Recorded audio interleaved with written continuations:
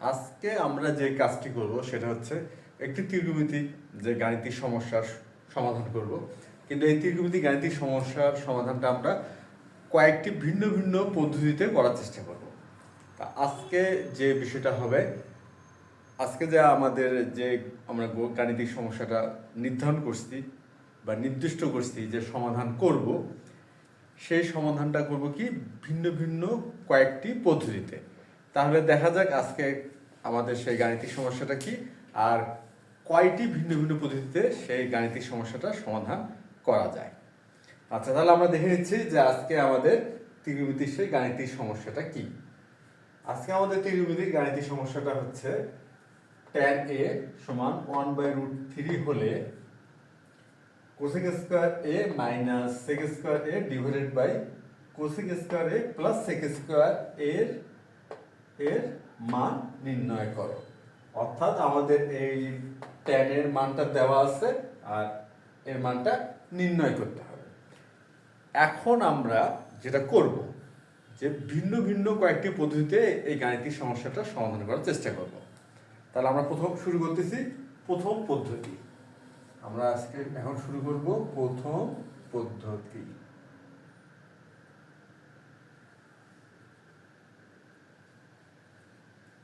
আর প্রথম পদ্ধতিটা কি হবে, যেমন এখানে দেওয়া আছে tan a সমান 1/√3।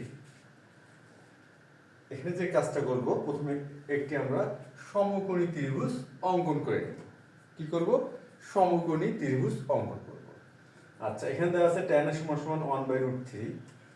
আমরা জানি যে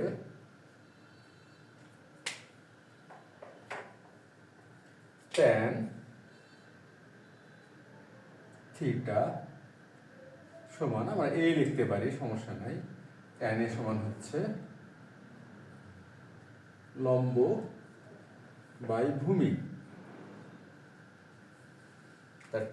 tan a সমান কি? লম্ব বাই ভূমি। আর এখানে আমাদের এই অনুপাতটির মান দেওয়া আছে tan a সমান হচ্ছে 1/√3। এই কথাটার মানে হচ্ছে যে লম্ব যদি 1 হয় তাহলে ভূমি হবে √3। কথাটার মানে কিন্তু এমন দাঁড়ায় যে লম্ব 1 হলে ভূমি হবে √3। সেক্ষেত্রে অতিভুজটা কি হবে? আমরা কিন্তু খুব সহজে পিথাগোরাসের উপপাদ্যের সাহায্যে এখান থেকে অতিভুজটা বের করে নিতে পারি। যদি লম্ব 1 হয় এবং ভূমি √3 হয়, সেই ক্ষেত্রে অতিভুজটা কি হবে? আচ্ছা, এখন আমরা এই জন্য কি করব, প্রথমে একটি সমকোণী ত্রিভুজ অঙ্কন করে নেব। আর আমাদের হয়তো জানা আছে এই যে লম্ব এবং ভূমির ধারণাটা, এই লম্ব এবং ভূমির ধারণাটা আমরা জানি। সে বিষয়টা কি, আমরা যে কোণটা ধরে অনুপাতটা নির্ণয় করতেছি, অর্থাৎ এটা তো এই কোণের tan অনুপাত, তাহলে এই কোণের বিপরীত বাহুটাই হচ্ছে লম্ব আর সংলগ্ন বাহুটা হচ্ছে ভূমি। আর অতিভুজ তো আমরা জানি সমকোণের বিপরীত বাহুটা হচ্ছে অতিভুজ। তাহলে এখানে সমকোণের বিপরীত বাহুটা হচ্ছে অতিভুজ।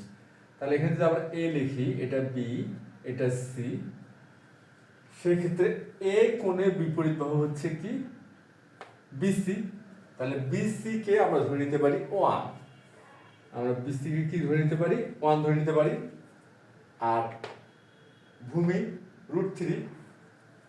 এই যে সমকোণের বিপরীত বাহু হচ্ছে ac, আর ac হচ্ছে কি? অতিভুজ। অতিভুজের মান আমাদের জানা নেই, কিন্তু ভূমি √3 ধরে নেওয়া যেতে পারে। এমন নয় যে এই বাহুগুলোর মান 1, এই লম্বের মান 1 আর ভূমি মান √3, বিষয়টা এমন নয়।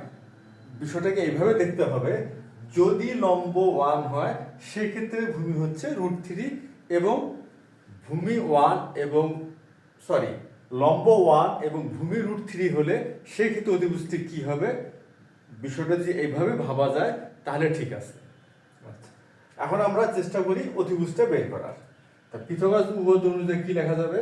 লেখা যাবে যে ac স্কয়ার সমান ab স্কয়ার যোগ bc স্কয়ার। আচ্ছা, সুতরাং এখানে আমরা কি করব, এখন এই ab এবং bc এর মানটা এখানে স্থাপন করি। ab হচ্ছে √3 স্কয়ার আর bc হচ্ছে কি?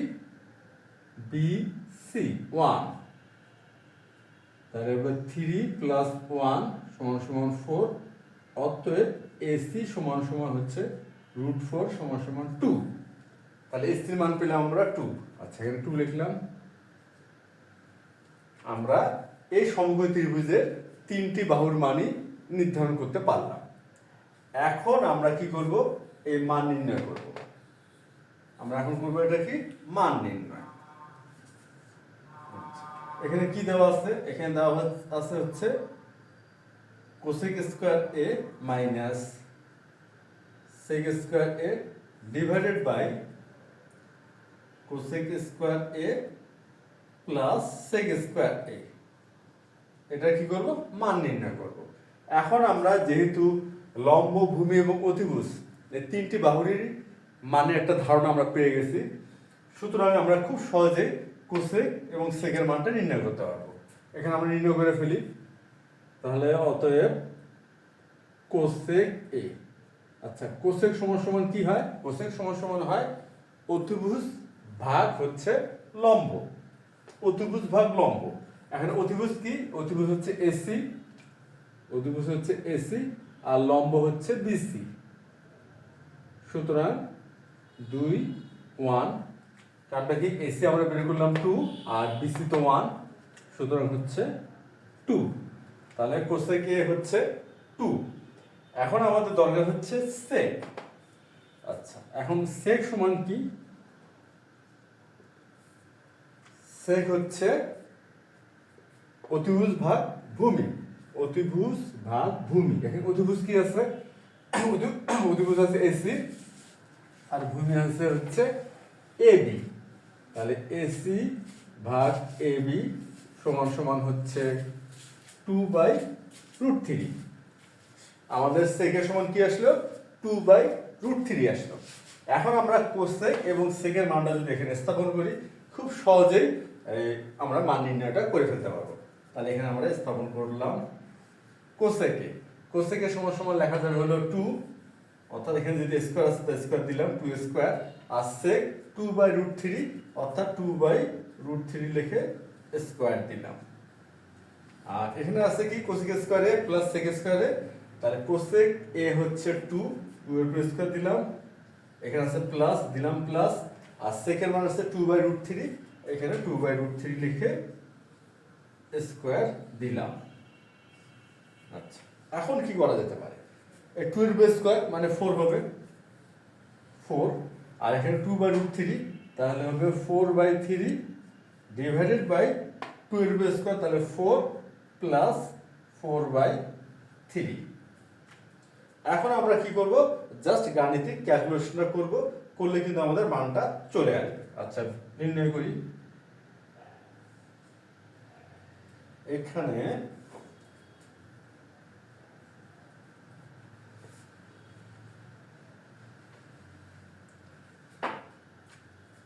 সমান, এখন আমরা কি করব? জাস্ট ভগ্নাংশের যে লবে হবে ভগ্নাংশের বিয়োগ আর হরে হবে ভগ্নাংশের যোগ। তার সূত্র আমরা লসাগু করে ফেললাম, সেটা হবে 3। তাহলে এখানে হচ্ছে 12, 3 4 12 মাইনাস 4, এখানেও ঠিক তাই হবে 3 12, এখানে 4 সমান, আমরা যদি 12 থেকে 4 বিয়োগ করি তাহলে 8, তাহলে 8/3, আর এখানে হবে 16/3 সমান সমান 8/3। এটা ভাগ আছে, তাহলে গুণ দিয়ে আবার বিপরীত করব 3/16, তাহলে হবে 1/2। আমাদের এই মান নির্ণয়টা হলো, মান নির্ণয় হচ্ছে 1/2। এই ছিল এই গাণিতিক সমস্যাটা প্রথম পদ্ধতি। প্রথম পদ্ধতিতে আমরা এই যে সমকোণী ত্রিভুজ এবং পিথাগোরাসের উপপাদ্যের ব্যবহারের মাধ্যমে কি করলাম? কোসেক এবং সেকের মানটা নির্ণয় করলাম, করে মানটা স্থাপন করলাম, তারপরে মানটা নির্ণয় করে ফেললাম। আমাদের প্রথম পদ্ধতি কিন্তু হয়ে গেল। এখন আমরা কি করব? দেখি আর কোন কোন পদ্ধতিতে এই গাণিতিক সমস্যার সমাধান করা যায়। তাহলে এখন শুরু করা যাক দ্বিতীয় পদ্ধতি। এখন আমরা শুরু করি দ্বিতীয় পদ্ধতি।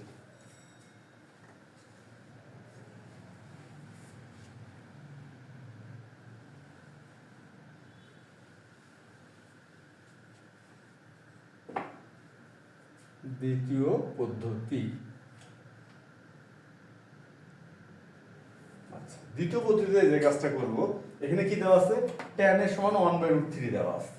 তাহলে এখানে দেওয়া আছে হচ্ছে tan a সমান 1/√3। আচ্ছা, এখানে আমাদের মান বের করতে হবে কোসেক এবং সেকের। আচ্ছা, আমরা ত্রিমিতিক দুটি অভেদ বা সূত্র দেখে নেই। সেটা হচ্ছে কি, একটি হচ্ছে sec square a minus tan square a সমান সমান হচ্ছে 1, আরেকটি আছে cosec square a minus caught square a সমান সমান 1।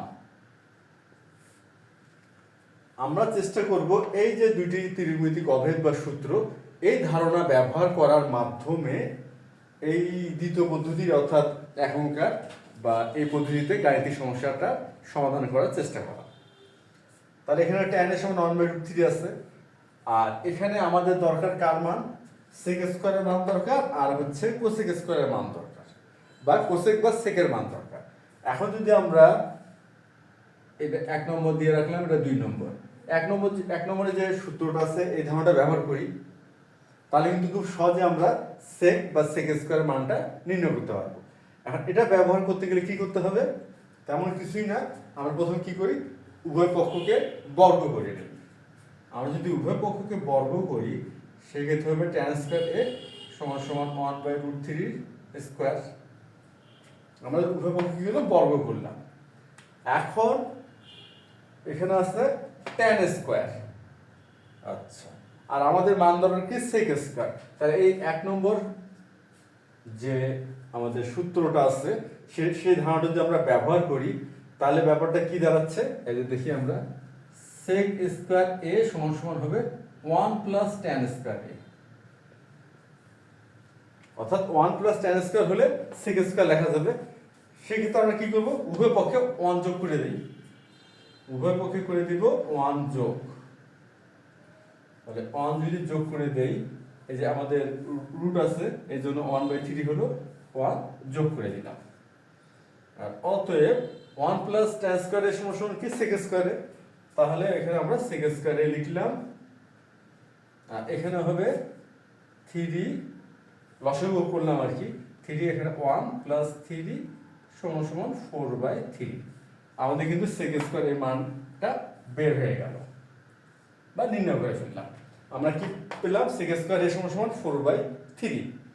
আচ্ছা, এখন আমাদের দরকার কোসেক স্কয়ারের মান।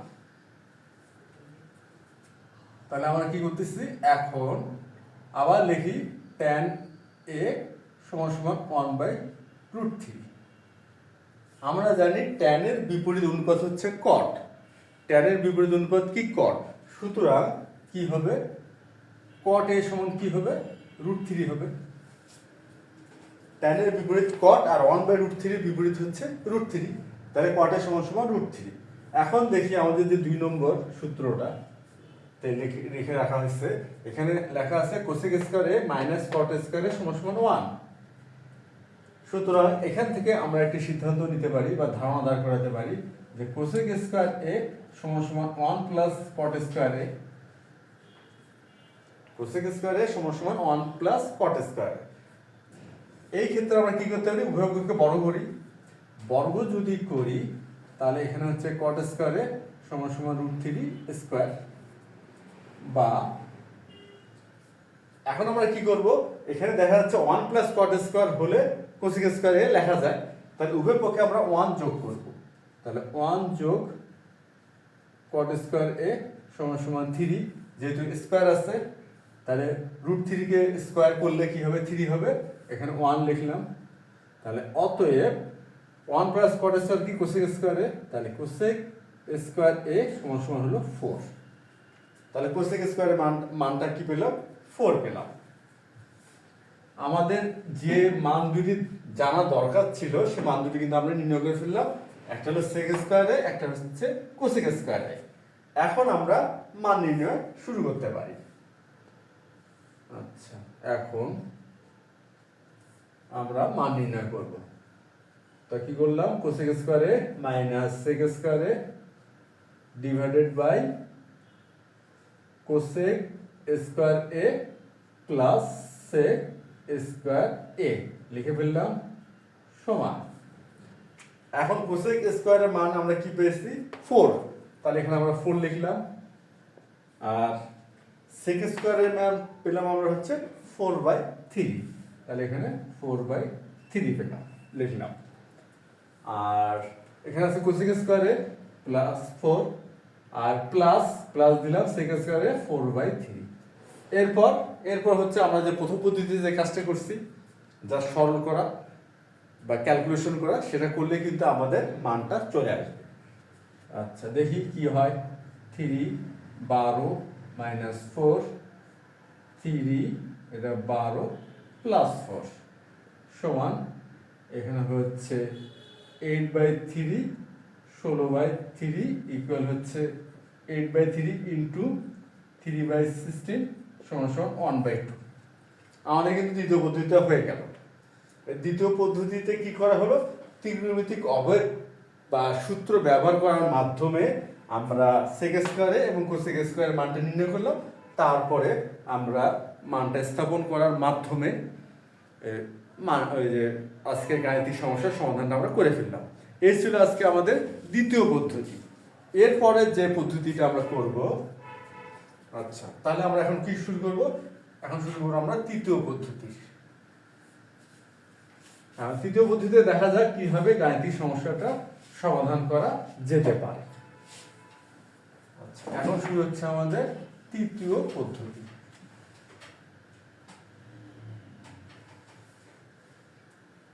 এখানে তৃতীয় পদ্ধতিতে যেটা করা হবে, এখানে দেখি এখানে কি দেওয়া আছে, দেওয়া আছে হচ্ছে tan a = 1/√3। অতএব cot a = কি হবে, cot a = হবে √3। tan a যদি 1/√3 হয় তাহলে cot a = হবে √3। আচ্ছা এই তো গেল। আর আমাদের যে ত্রিকোণমিতিক অভেদ কিছুক্ষণ আগে মানে হচ্ছে দ্বিতীয় পদ্ধতিতে সমাধান করার সময় যে ত্রিকোণমিতিক অভেদ দুইটা ব্যবহার করলাম, সেই অভেদ দুটি কি ছিল, একটি ছিল হচ্ছে sec square a minus tan square a = 1, অপরটি ছিল cosec square a minus cot square a = 1। এই দুটি অনুসিদ্ধান্তের ধারণা আমরা এই ক্ষেত্রে ব্যবহার করব। আচ্ছা এখন আমরা যেটা করব, আমরা এখন মান নির্ণয়টা শুরু করতে পারি। তাহলে এখানে cosec স্কয়ার a মাইনাস হচ্ছে sec square a divided by cosec square a plus sec square a equal. আচ্ছা এখন দেখি এখানে cosec স্কয়ার a সমান কি লেখা যাবে, 1 প্লাস cot স্কয়ার a। আমরা যদি এই minus cot square a K side change করি, তাহলে cosec স্কয়ার সমান হবে 1 প্লাস cot স্কয়ার a। তাহলে আমরা এই cosec স্কয়ার a লিখতে পারি 1 plus cot square a minus, আর sec স্কয়ার a কি লেখা যাবে 1 প্লাস tan স্কয়ার a। আমরা যদি এই সূত্রটি খেয়াল করি, sec square a minus tan square a = 1, সুতরাং এখানে দেখা যাচ্ছে sec স্কয়ার a = কি লেখা যাবে 1 প্লাস tan স্কয়ার a। তাহলে এখানে আমরা লিখতে পারবো 1 প্লাস tan স্কয়ার a। আচ্ছা তাহলে আমরা এখানে সূত্র দুটি অ্যাপ্লাই করলাম, আর হরও ঠিক একই হবে। cosec স্কয়ার a লিখবো হচ্ছে 1 plus cot square a plus 1 plus sec square, তাহলে 1 প্লাস tan স্কয়ার a। আমরা কি করলাম, অভেদ দুটি ব্যবহার করলাম। এখন আমরা কি করব, এখানে সরাসরি মান বসাই দেব।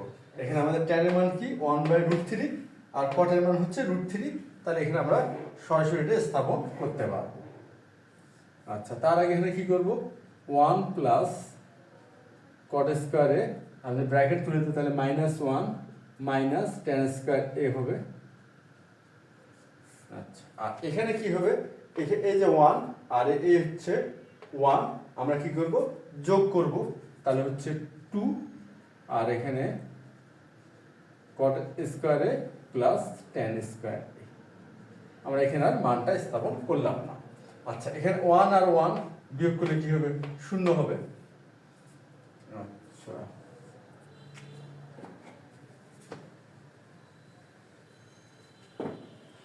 তাহলে সুতরাং এখানে আমরা লিখবো 1 বিয়োগ করলে শূন্য হবে, তাহলে এখানে হবে cot স্কোয়ার এ মাইনাস tan স্কোয়ার এ, আর হরে হচ্ছে 2 প্লাস cot স্কোয়ার এ প্লাস tan স্কোয়ার এ।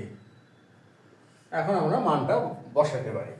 এখানে tan এর মান আছে 1/√3 আর cot এর মান আছে √3, তাহলে cot এর মানটা আমরা বসাই দিলাম √3 স্কোয়ার মাইনাস 1/√3 স্কোয়ার, এখানে 2 cot হচ্ছে √3 স্কোয়ার প্লাস, আর tan হচ্ছে কি লেখা যাবে, হচ্ছে 1/√3 স্কোয়ার। আচ্ছা, এখন আমরা যেটা করব সেটা হচ্ছে ক্যালকুলেশন। এখানে হবে 3 মাইনাস 1/3, এটা হলো, আর এখানে কি হচ্ছে 2 প্লাস 3 প্লাস 1/3। এখন ভগ্নাংশের যোগটা আমরা করে ফেলি 3, তাহলে এখানে হচ্ছে 9 মাইনাস 1, আর এখানে 3, আর এই যে 2 আর 3 যোগ করলে 5 হয়, এটাও করতে পারি, বা এখানে আমরা ভগ্নাংশের কাজটা করে ফেলতে পারি। তাহলে এটা হচ্ছে 6, আর এখানে হচ্ছে 9, এখানে হচ্ছে 1। তারপর কি হবে, এখানে হবে হচ্ছে 8/3, আর এখানে হচ্ছে 16/3 সমান সমান 8/3 ইন্টু 3/16 সমান সমান 1/2। আমাদের তৃতীয় পদ্ধতির গাণিতিক সমস্যার সমাধান যেটা আমাদের আজকে করার কথা, সেটা কিন্তু আমরা করে ফেললাম। অর্থাৎ আমরা পরপর 3টি পদ্ধতিতে একই গাণিতিক সমস্যার সমাধানটা করলাম।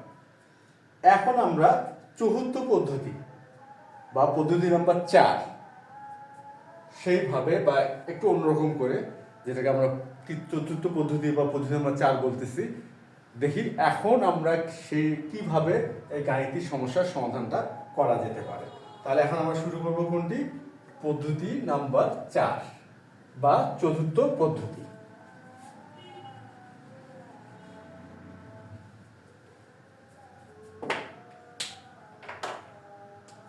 তাহলে আমাদের শুরু হবে এখন চতুর্থ পদ্ধতি।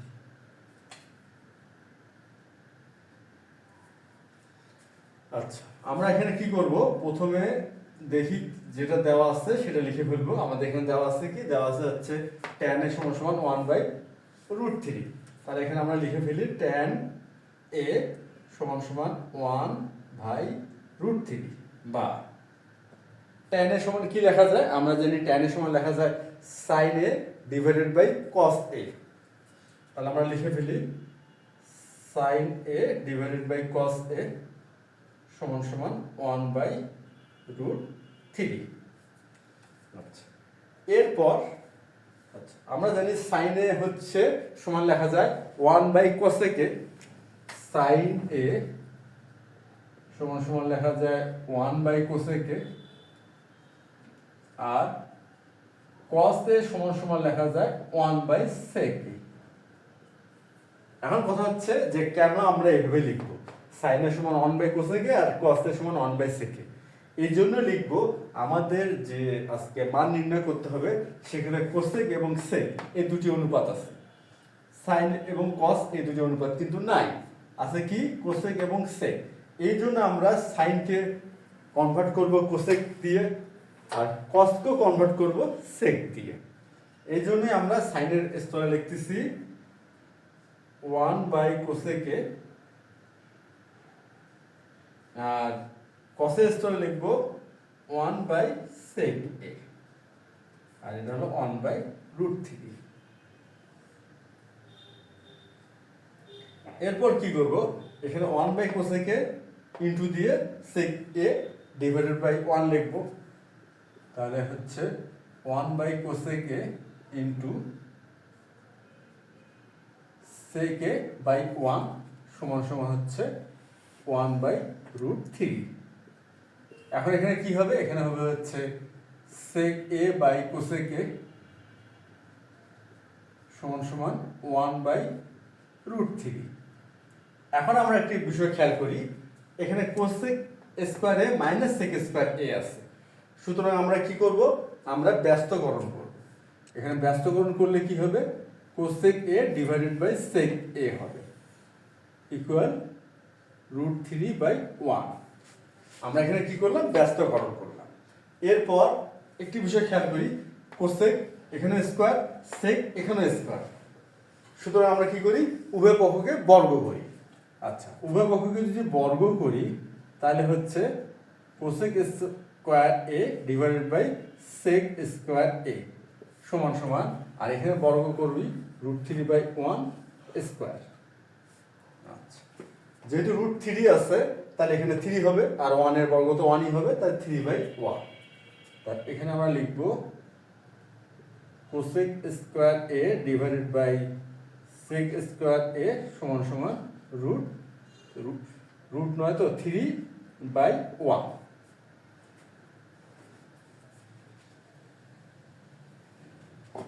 এরপর আমরা করব, এখানে একটি বিষয় দেখি, cosec square a minus sec square a আছে, আর cosec square a plus sec square a আছে। সুতরাং আমরা যদি বিয়োজন যোজন করি, কি করব, বিয়োজন যোজন। বিয়োজন যোজনের ধারণা কি, ধারণা হচ্ছে লব বিয়োগ হর ডিভাইডেড বাই লব যোগ হর সমান, এখানেও ঠিক একই কাজ, লব বিয়োগ হর ডিভাইডেড বাই লব যোগ হর। আমরা এই বিয়োজন যোজন করব। যদি বিয়োজন যোজন করি তাহলে কিন্তু আমাদের cosec square a minus sec square a এটা পাবো, আর divided by cosec square a plus sec square a এটাও পাবো। তাহলে এক্ষেত্রে আমরা কি করব, বিয়োজন যোজন করব। আচ্ছা, তাহলে এখানে হচ্ছে লব হচ্ছে cosec স্কয়ার, আর হর কি sec স্কয়ার, তাহলে মাইনাস sec স্কয়ার বিয়োজন, এখন যোজন, তাহলে হচ্ছে cosec square a plus sec square a equal. আচ্ছা, এখানে লব কি আছে 3 1, তাহলে এখানে হবে 3 - 1 3 + 1। আমরা কি করলাম, বিয়োজন যোজন করলাম। কেন করলাম, প্রমাণের সাথে। এখানে আমরা খেয়াল করলাম, যদি আমরা বিয়োজন যোজন করি তাহলে প্রমাণটা আমরা খুব সহজেই করতে পারবো। এখন সমান, এখানে হচ্ছে 2/4 সমান সমান 1/2। তাহলে অতএব cosec square a minus sec square a divided by cosec square a plus sec square a সমান সমান 1/2। তাহলে আজকে আমরা একই গাণিতিক সমস্যার সমাধান পরপর 4টি ভিন্ন পদ্ধতিতে করলাম। আশা করি আজকের এই প্রমাণ তোমরা সবাই বুঝতে পারছো। তাহলে আজকে এই পর্যন্তই, ধন্যবাদ তোমাদের সবাইকে।